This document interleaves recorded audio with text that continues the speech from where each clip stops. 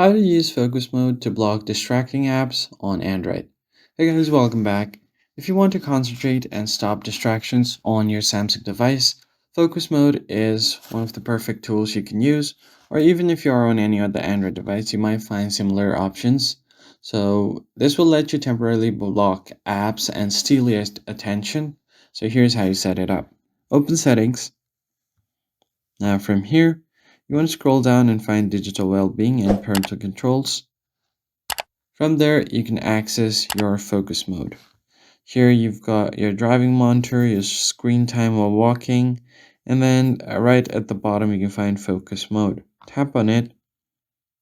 It's going to take you over to modes and routines, and all you have to do here is basically go ahead and select the focus mode. Let me just quickly open it up. Tap on focus. Then you can tap on turn on.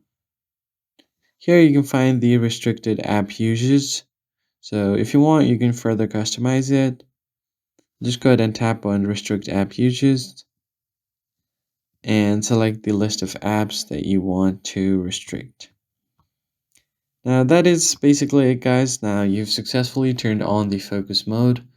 You can even schedule it when you want it to turn on and it should be good to go.